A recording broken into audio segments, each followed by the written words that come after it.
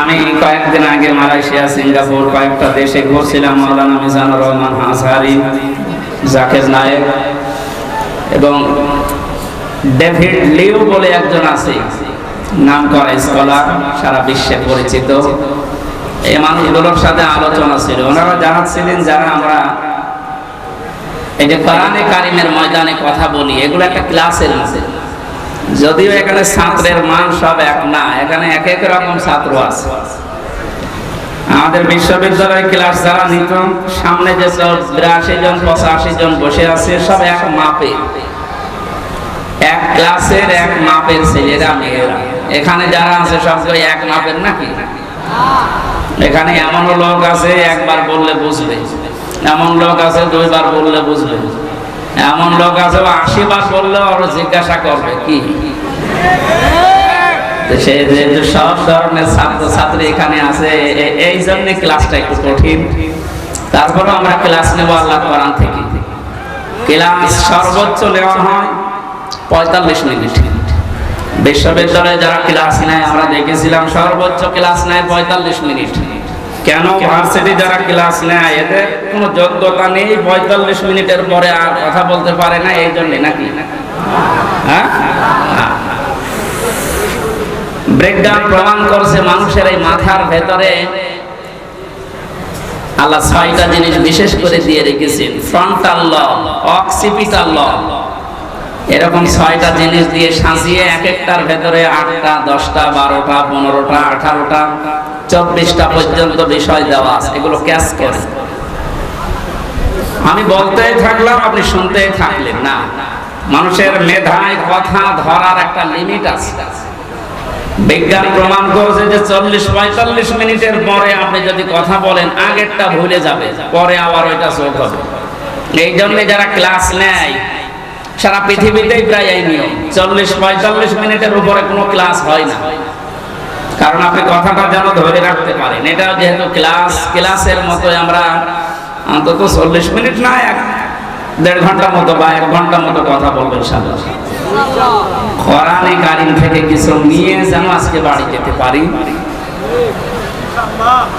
যত মানুষের নাম যেহেতু দেখলাম তাদের সম্মান আছে, এই জন্য আপনারা দাওয়াত দিয়েছেন, আমরাও তাদের সম্মান জানাচ্ছি কোরআনের অনুষ্ঠানে।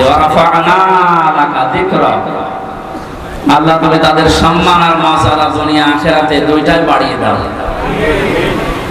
সামনে বসা মুসলমান ভাইরা, পর্দার আড়ালের সম্মানিতা মা এবং বোনেরা, প্রশাসনের ভাইরা, প্রাণপ্রিয় জয়পুরহাটবাসী, দল মত জাতি বর্ণ ধর্ম নির্বিশেষে, এটা জামাতে ইসলামের অনুষ্ঠান নয়, এটা চরমনাইপীরের অনুষ্ঠান নয়, এটা বিএনপির অনুষ্ঠান নয়, এটা আওয়ামী লীগের অনুষ্ঠান নয়। হাদা বায়ানুল লিন্নাস হুদাল লিন্নাস।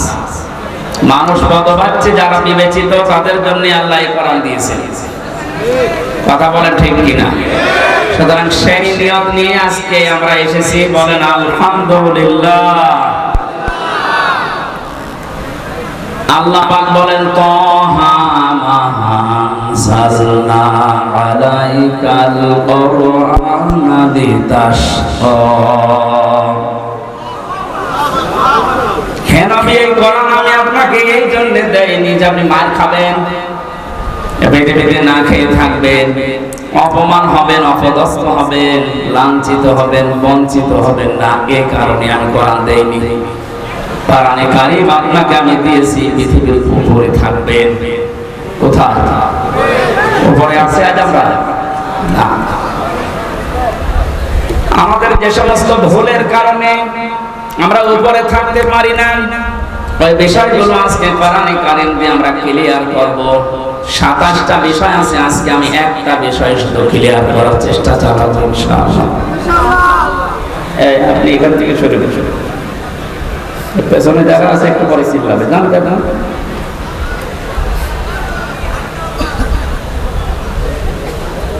আয়াতের শুরুতে আল্লাহ তাহা শব্দটা দিয়েছেন। কোরআনে কারিমে আল্লাহ পাক নবীজিকে বিশেষ করে 7টা নামে ডাক দিয়েছে, তার ভিতরে এইটা একটা। আমি যে কথা বলি ওখান থেকে শিক্ষা নিব। রাসূল মুফাসসিরিন ছিলেন যিনি বিশ্ব নবী ওযু করার পরে একদিন টয়লেট থেকে বের হওয়ার পরে দেখলেন হুজুর এক বদনা পানিকে যেন সামনে রেখে দিয়েছে। ওযু করার পরে জিজ্ঞাসা করলেন পানির বোতল বা পানির এই লোটা বদনা কে রেখেছে এখানে পাত্রটা? হযরতে আব্দুল্লাহ বিন আব্বাস নবীজির আপন চাচাতো ভাই, ছোট মানুষ এসে বলে ভাই আমি রেখেছি। বিশ্বনবী ওই সময় ওই ছোট বালকের মাথায় হাত দিয়ে দোয়া করেছিলেন। দোয়াটা হাদিসের পাতায় এত বেশি আকারে হাইলাইট আছে।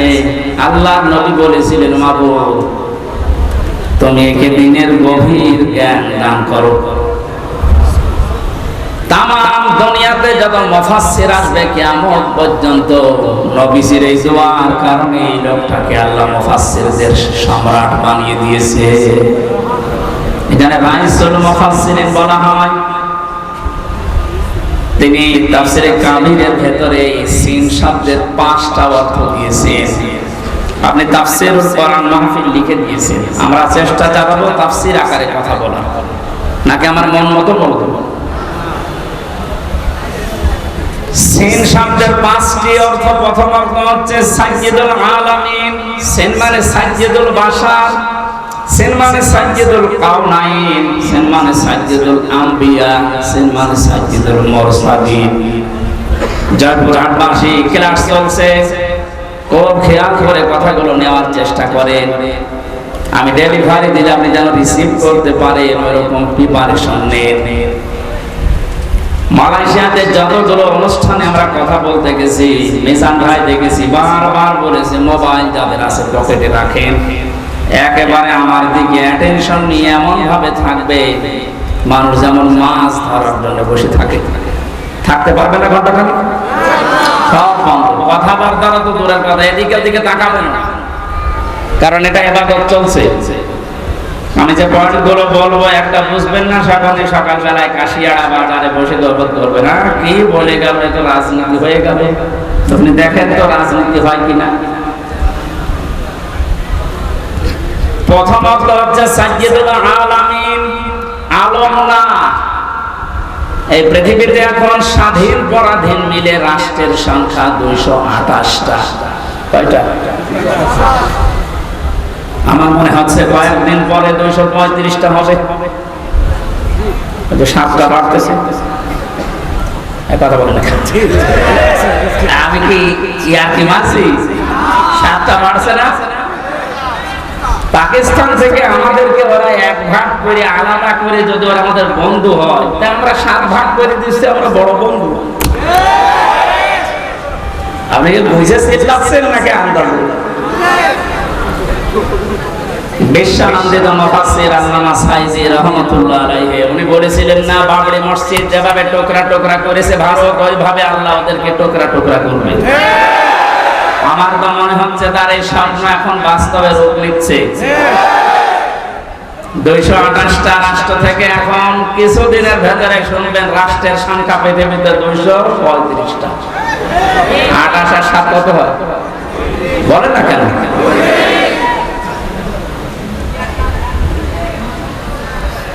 এখানে উঠে বসে, কেউ এখানে আসবেন না, কেউ যাবেন না। না, এই ডিসটার্ব হলে আসলে আমার ক্লাস করার অভ্যাস নেই ওইভাবে। একটু সাহায্য করেন আমাকে। না, এতদিন পর্যন্ত এই যে মুক্তিযুদ্ধের চেতনা নিয়ে যারা দেশ চালিয়ে গেল, এরা কি বলতো যে এরা আমাদের বন্ধু, কারণ এরা আমাদেরকে পাকিস্তান থেকে আলাদা করে দিয়েছে। ওখান থেকে 1 ভাগ করে আমাদের আলাদা করার কারণে যদি ওরা এত বড় বন্ধু হয়, তো সারা জীবনের জন্য আমরা 7 ভাগ করে দিচ্ছি। তাহলে আমরা কত বড় বন্ধু ওদের। ডক্টর মোহাম্মদ ইউনূস দায়িত্ব নিয়ে পরের দিন ঘোষণা দিয়েছিলেন, এই দেশকে যদি শান্তিতে থাকতে না দেন, 7 সিস্টারও শান্তিতে থাকবে না। 235টা রাষ্ট্রে আপনি যেখানেই বাস করেন, সেখানে বিশ্ব নবীকে আপনাকে নেতা মানা লাগবে। বলেন নেতা শব্দ কোথায়? সাজ্জেদ মানে নেতা। কিছুক্ষণ আগে আপনি আরবিতে বললেন না, আল্লাহুম্মা সাল্লি আলা সাজ্জিদিনা, হে আল্লাহ তুমি রহমত নাযিল করো আমাদের নেতার উপরে। আমাদের নেতার নাম কি? আল্লাহ বলেন তুই নিজে বললি আলা মুহাম্মদ, মুহাম্মদের উপরে। এই জন্য আল্লাহর ঘোষণা দেওয়া আদর্শ বা নেতা এই পৃথিবীতে মাত্র একজন আছে, তার নাম মুহাম্মদুর রাসূলুল্লাহ। কেউ যদি এই পৃথিবীতে 235টা রাষ্ট্রে বাস না করে বলে আমি মঙ্গল গ্রহে থাকি, সেখানেও আপনাকে মানা লাগবে, কারণ সাইয়্যিদুল আলামিন। কেউ যদি বলেন আমি চাঁদের দেশে থাকি, সে দেশেও আপনাকে রাসূলুল্লাহকে নেতা মানা লাগবে। বিশ্ব নবী বাদ দিয়ে অন্য কেউ আপনার নেতা হতেই পারে না। কেন বারবার এই শব্দটা বলছি? এটা যদি শুধু দুনিয়ার সাথে সম্পৃক্ত হতো, এটা কোরআন আমার সামনে, আল্লাহর কসমের শব্দ আমি এতবার উচ্চারণ করতাম না। এই সম্পর্ক কিন্তু আখিরাতের সাথে। নারী হোক আর পুরুষ হোক, তার একমাত্র আদর্শ হওয়া লাগবে বিশ্ব নবী।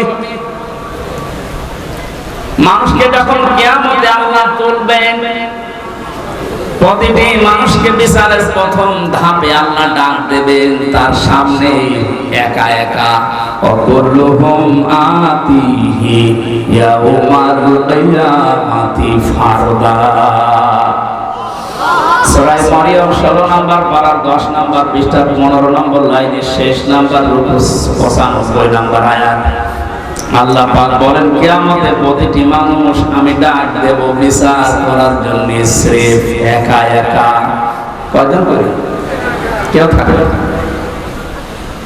যারপর হাটবাসী এবার বিবেককে প্রশ্ন করেন তো, আপনি যে জীবন তৈরি করেছেন, এখন এই যদি হঠাৎ করে মারা যান, আল্লাহ যদি বিচারের প্রথম স্টেপে আপনাকে একা একা তার সামনে দাঁড় করান, আমাকে জিজ্ঞাসা করা লাগবে না, আপনি নিজেকেই বলেন তো যে জীবন তৈরি করেছেন আল্লাহর সামনে দাঁড়াতে পারবেন না?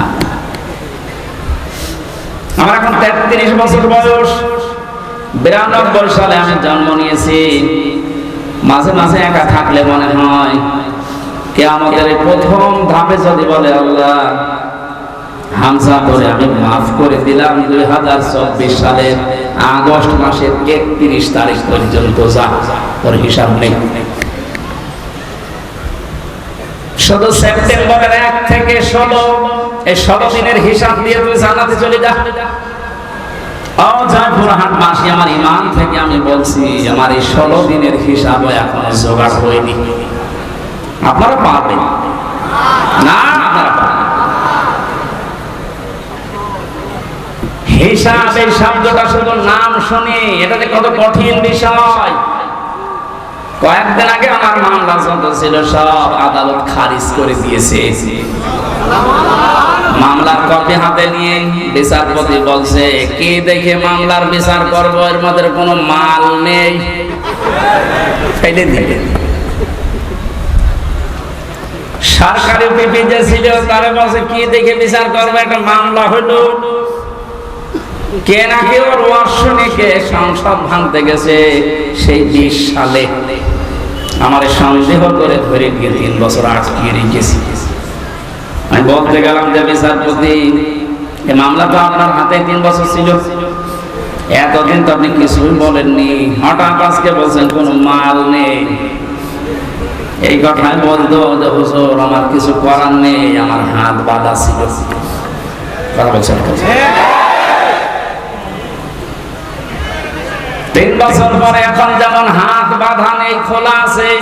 এদেশে এখন 1628টা চেয়ার দায়িত্বে আছে বাংলায়, তার ভেতরে আমাদের ওসি সাহেব একজন।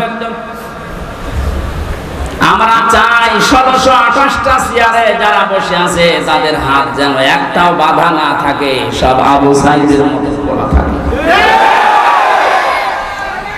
বৈষম্য বিরোধী ছাত্র আন্দোলনে যারা শহীদ হয়েছে তাদের রক্তের দাম যদি দিতে চান, তাদের জীবনের দাম, তাদের যে 9টা দাবি ছিল তার 2 নাম্বার দাবি এইটা যে আমরা কারো হাত বাঁধা দেখতে চাই না, সবার হাত খোলা থাকবে। তো বাস্তবতা পেয়েছিলাম কি এই 15.5 বছরে শুধু একজনের হাত খোলা ছিল, বাকি কাওয়া কাদের থেকে শুরু করে যারা সব হাত বাঁধা ছিল। এজন্য বাকি যা বলতো সব ধোয়া, ওই একজন যা বলবে তাই। যেহেতু উনি আর নেই, না না, যেখানে যায় যাক, যেন ভালো থাকে। আমরা চাই এ দেশে কিয়ামতের আগে যেন আর কারো হাত বাঁধা না থাকে। ওনাদেরকে যে পাওয়ার দেওয়া আছে ওই অনুযায়ী যদি এদেশে সঠিকভাবে প্রতিটি চেয়ার থেকে হাত খোলা অবস্থায় কাজ করতে পারে, এ দেশটা দাঁড়িয়ে যাবে ইনশাআল্লাহ। আপনি মিনি জান্নাত দেখতে চান? আমি বহু উন্নত দেশে গেছি বিশ্বে। আমি আকিজ গ্রুপে ছিলাম, আপনারা জানেন, ওদের বহু দেশে ব্যবসা। একটা ভিসা লাগালে 27টা দেশ ঘোরা দিত।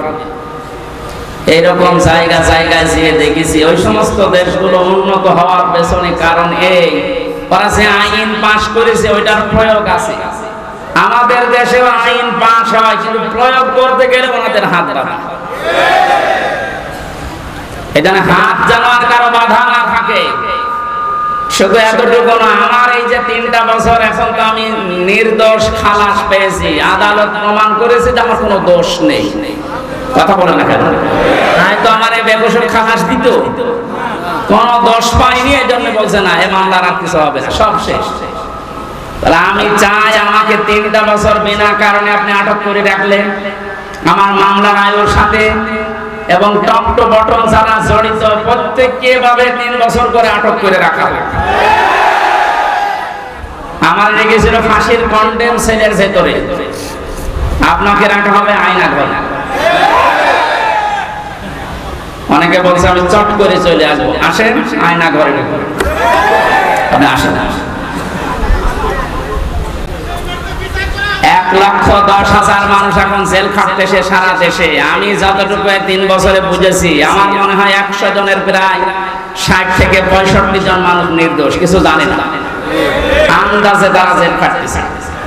যারা এই অবৈধ কাজগুলোর সাথে জড়িত, সে টাকা পয়সা খেয়ে হোক আর চাপে হোক, প্রত্যেককে এই মামলাগুলোতে যদি সাক্ষ্য প্রমাণ হয় যে না ওর কোনো দোষ নেই, বেকসুর খালাস পেয়ে যাচ্ছে, তাহলে 3 বছর 5 বছর 10 বছর তার জীবন থেকে আপনি নষ্ট করলেন কেন?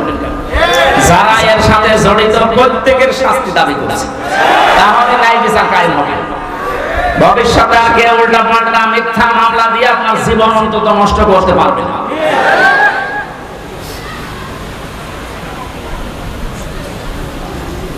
হিসাব বড় কঠিন জিনিস। আমি যখন আসছিলাম আদালত থেকে, হঠাৎ ব্যক্তি নিয়ে আসতেছে হাজী সেলিম, নাম শুনে বোঝা যাচ্ছে আল্লাহর ওলি হবে। বলছে চরিত্র শয়তান নিচে নামে না, হাওয়া করে কাঁদতেছে। আমার তো মনে হচ্ছিল ওই সময় ওর সামনে আমি আমার যতটুকু বাস্তবতা দেখে মনে হচ্ছে আদালতকে জানাবো, কথা তো বলতে পারে না, নৌকা বলতে গেলে হৌকা বলে ফেলে, কথা বের হয় না। যদি কথা বলতে পারতো ভালোভাবে, বলতো আদালত আমার যত কিছু আছে সব আমি দিয়ে দিলাম, আমার ছেড়ে দিন। কিয়ামতের ময়দানটা ঠিক এইভাবে আল্লাহ সাজাবে। আল্লাহ পাক বলেন ওয়াসাহিবাতিহি ওয়া আখিহি ওয়া ফাসিলাতিহি আল্লাতী তুবি। মানুষ তার নিজের ভাইকে, তার নিজের স্ত্রী সন্তানকে, তার জ্ঞাতি গোষ্ঠীকে, তার বংশের লোক, তার দলীয় লোক, তার আত্মীয় স্বজন, যত যারা সাহায্য করত, তাকে আশ্রয় দিত দুনিয়ায়, সবাইকে আল্লাহ সামনে নিয়ে বলবে আল্লাহ এগুলো সব দিয়ে দিলাম মুক্তিপণ হিসাবে, তুমি আমারে কিছু বলবা না। এই কথাটা কি মিথ্যা মনে হচ্ছে? সূরা মাআরিজের আয়াত আল্লাহ নিজে নাযিল করে জানিয়েছে মানুষ এটা বলবে।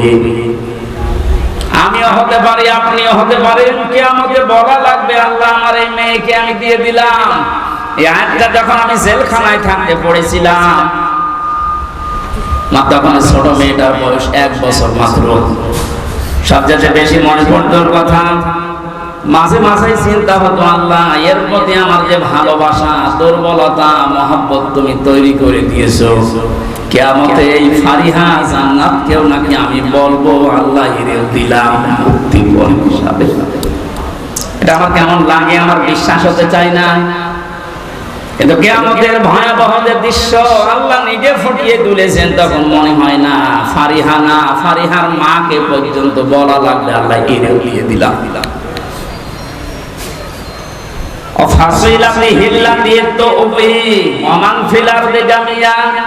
দুনিয়া আমার স্থাবর আস্থাবর যত সম্পদ আমি বৈধ অবৈধ পথে উপায় করেছিলাম সব তোমাকে দিলাম, এরপরও তুমি আমার নাজাত দাও। সঙ্গে সঙ্গে আল্লাহ ধমক দেবেন, কাল্লা ইন্নাহা লাযা, কখনোই না, তবে আমি লাজাই ঢোকাবো। কোথায়? এখানে আলেম থাকলে জিজ্ঞাসা করেন, লাজা শব্দটা শুনতে যত সহজ মনে হচ্ছে, ভেতরের অবস্থা অত সহজ না। আল্লাহ বলেন নাযাআতান লিশাওয়া, এখানে প্রবেশ করার সঙ্গে সঙ্গে মানুষের আগে চামড়া উঠে যাবে। জয়পুরহাটবাসী কি একটা ঘর আল্লাহ বানিয়েছেন, যেখানে প্রবেশ করলে আগে মানুষের চামড়া উঠে যাবে। রিমান্ডে আমি দেখেছিলাম, মাটির নিচে যখন আমাকে নিয়েছে, তো বহু ভয়ঙ্কর জায়গা আমি দেখেছি। মানুষের যে নখ তুলে নেয়, মাঝে মাঝে যে ডিম দেওয়ার নাম শুনি, এ বাস্তব প্রমাণ আমি দেখেছি নিজে। যতদিন রিমান্ডে ছিলাম আমি বহু মামলার আসামি, কিন্তু কোনোদিন আমার চামড়া পড়িয়ে গেছে না, হয়।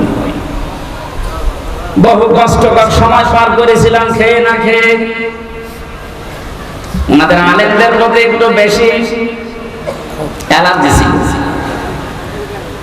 অধিকাংশ অফিসার গুলো আমার ভাগ্যই পড়ে, ভাগ্যই খারাপ মনে হয়, ভাগ্যে পড়েছিল সব হিন্দু।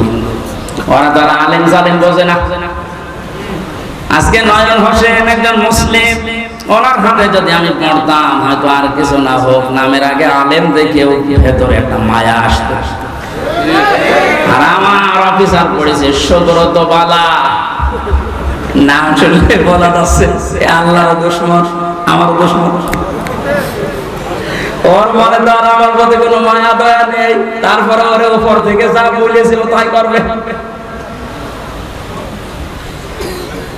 বহু ভয়ঙ্কর কষ্টের ভেতরে দিন পার করেছিলাম, কিন্তু আমার চামড়া উঠে যায়নি। কিন্তু আয়াতটা পড়ার পরে আল্লাহ জানিয়েছেন নাযাআতান লিশাওয়া, এমন একটা ঘর আমি বানিয়েছি লাজা, এখানে ঢুকলে আগে চামড়া খসে যাবে। কি ভয়ঙ্কর হতে পারে আপনি বলেন? কাদেরকে জাহান্নামে লাজা ডাকবে? তাদউ মান আদবারা ওয়া তাওয়াল্লা ওয়া জামাআ ফাআওয়া, যে মানুষগুলোকে সত্যের দিকে আহ্বান করা হয়, সত্যকে সত্য জানার পরেও যারা অহংকার করে, এতবার করে, মুখ ফিরিয়ে চলে যায়। আর এই চরিত্রের মানুষ বাংলাদেশে বেশি। ও জানে যে এটা সত্য বিষয়, সত্য পথ, এরপরও হিংসা করে, অহংকার করে মানতে চায় না। খালি দেখে যে এটা তো আমার দলীয় লোক না, এটা আমার বাবার মুরিদ না, এখন আস্তে করে মুখ ফিরিয়ে চলে যায়। এই যে সত্যকে আপনার মন বলছে যে এটা সত্য পথ, এটা সঠিক পথ, শোনার পরে জানার পরেও যদি আপনি মুখ ফিরিয়ে চলে যান, আপনাকে আল্লাহ প্রবেশ করাবে লাজায়। কোথায়? কি ভয়ঙ্কর তথ্য আল্লাহ দিলেন, দেখলেন না? চামড়া খসে যাবে আগে। 2 নম্বরে দুনিয়ায় যারা মাল সম্পদ, অর্থ সম্পদ শুধু জমা করে, আর কি করে সংরক্ষণ করা যায় এই চিন্তা ভাবনা থাকে। এই 15.5 বছরে যারা টাকা পয়সা জমিয়েছে, আপনি দেখেন তাদের দিকে, কোনদিন ঘোর নক্ষর ভেবেছিল যে এভাবে আমার হঠাৎ করে হারিয়ে যাবে? ভাবে না। যারা জমা করেছেন বৈধ অবৈধ না দেখে শুধু জমিয়েছেন, আর কি করে সংরক্ষণ করা যায়, এটা স্থায়ী করা যায়, সেই চিন্তা ভাবনা করে শুধু স্থায়ী করার চিন্তা। দেশে জায়গা নেই, বেগম পাড়া বানিয়েছে, সুইস ব্যাংকে রেখেছে টাকা। অনেকের কত টাকা সে নিজেও জানে না। এখন কিছু কিছু মানুষ ধরা পড়েছে, দেখছেন না? বালিশের ভেতরে টাকা, ফ্রিজে টাকা। একটা মানুষের চলতে কত টাকা লাগে বলেন তো? এই যে দরবেশ, কি হবে তারা টাকা দিয়ে? বলেন। এখন তো ঠেপি পচা ডিম খাচ্ছে। এত টাকার মালিক বাংলাদেশে, ধনীর তালিকায় সে লোকটা 1 নম্বরে, অথচ আদালতে তুলতে গেলে এই মানুষটাকে ডিম মারছে। কত বড় রাগ হলে আদালতে তোলার সময় মানুষের লাথি মারে বলেন। আমরা তো নিয়েছিলাম আদালতে, আমাদেরকেও নিয়েছে ওইভাবে, মাথায় দড়ি দিয়ে, হাতে হ্যান্ডকাপ দিয়ে, মনে হচ্ছে ছাগল গরু নিয়ে যাচ্ছে। আমি দেখেছি যে অফিসার গুলো আদালতে তোলার সময় আসতো, এই প্রশাসনের এই মানুষগুলো চোখের দিকে তাকিয়ে দেখেছে, ওরা মনে মনে কাঁদতেছে। ওদের শুধু উপরের নির্দেশ আর হাত বাঁধা ছিল, এই জন্য কিছু করতে পারে নাই। নাম দিতে এখন আর বাধা নেই। গারদখানায় বহু অফিসারকে আমি পেয়েছিলাম মুসলিম, ওরা নিজেরা চুরি করে যায় নামাজ নিয়ে এসে আমার বক্তব্য আমি নামাজ পড়ি নেন। নিজেদের হালাল টাকা, অবৈধ টাকা না, জানে যে অবৈধ টাকা দিয়ে খেতে যাবে না, নিজেদের বেতনের টাকাগুলো দিয়ে গরিব মানুষ ক টাকায় বেতন পায়, ওখান থেকে একটা ছোট্ট রুটি, ছোট্ট পাউরুটি এনে বলতো সারাদিন কিছু খাননি খান। কঠিন বিপদের সময় যে মানুষগুলো সাহায্য করেছিল, বিশেষ করে আমার আব্দুল আলী কারাগারের ভেতরে এবং ওই গারদখানায়, ওই মানুষগুলোর জন্য এমনিতেই মন থেকে কান্না চলে আসে। দোয়া করি আল্লাহ তুমি তাদেরকে সর্বোচ্চ জায়গায় পৌঁছিয়ে দাও, তাদের জীবনের অভাবগুলো দূর করে দাও। যে চরিত্র দুইটার কথা বললাম আছে বাংলাদেশে, আপনি মেলান যাদেরকে সত্যের পথে ডাকা হলে আবার টান করে চলে যায়, আর যারা শুধু সম্পদ জমা করে আর হিসাব নিকাশ করে যে কত হচ্ছে, এই চরিত্রের মানুষ দেশে আছে না নেই? এখানে এই মানুষগুলো আমরা দাঁড়াবো আল্লাহর সামনে। আমি তো বললাম আমার 16 দিনের হিসাব এখন ঠিক হয়নি, আর আপনার 16 বছরের হিসাব কি করে ঠিক করে রেখেছে? এইটার হিসাব আসলে মানুষের জীবন পাল্টানো সহজ। ওই যে মক্কার লোকগুলো যারা মানুষ খুন করতো, জেনা করতো, মানুষের সম্পদ ছিনতাই করতো, ওদেরকে যখন নবীজি এই ভয়টা তৈরি করেছিলেন যে জবাব কিন্তু দেওয়া লাগবে, এই মানুষগুলো এতে পরিবর্তন হয়ে গেছে। যারা নারীর ইজ্জতের জম ছিল, তারা নারীর ইজ্জতের পাহারাদার হয়ে গেছে। আমরা এই দেশে এইটাই করতে চাই, কিন্তু এটা করার জন্য যেটা লাগবে তার নাম কোরআন। এটা বাদ দিয়ে মানুষের চরিত্র সংশোধন করা সম্ভব না। এইটাই আমরা চাচ্ছি। মানুষগুলো যারা চিন্তায় করে, রাহাজানি করে, যারা সেনা করে, মদ খায়, এই মানুষগুলোর ভেতরে জবাব দেওয়া লাগবে। এই টেন্ডেন্সি যদি আমরা এই সমস্ত অনুষ্ঠানগুলো করে করে ঢুকিয়ে দিতে পারি, যারা চিন্তায় করছে তারা এই সম্পদের পাহারাদার হবে ইনশাআল্লাহ। নবীদের যুগে যারা হয়েছিলেন তারা তো মানুষ না ফেরেশতা? তারা যদি হতে পারে কোরআনের দ্বারা, আমরা পারবো না ইনশাআল্লাহ? তাহলে কিয়ামতে আপনি দাঁড়াবেন সর্বপ্রথম আল্লাহর সামনে কয়জন করে বলেন বলেন? এখানে আমি 8টা শিক্ষা নিয়ে আসতে চেয়েছি। প্রথম নম্বরে আপনার জীবনে যেন একটা ধাক্কা লাগে না, আমি একটু থেমে যাই, আমি কি নিয়ে হাজির হচ্ছি। এখনই যদি চোখ বন্ধ হয়ে যায়, আমার তো এখনই দাঁড়ানো লাগবে। দ্বিতীয় নম্বরে